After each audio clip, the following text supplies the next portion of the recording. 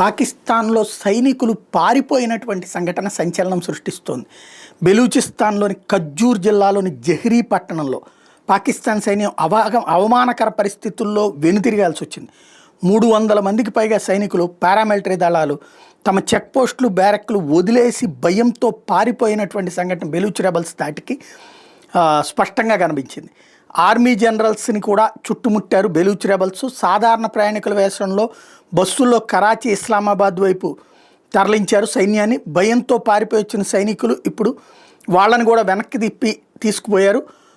ఇప్పుడు అలా పారిపోయి వచ్చిన వాళ్ళందరినీ కోర్టు మార్షల్ చేస్తామని చెప్పి బెదిరిస్తున్నది అక్కడ సైన్యం.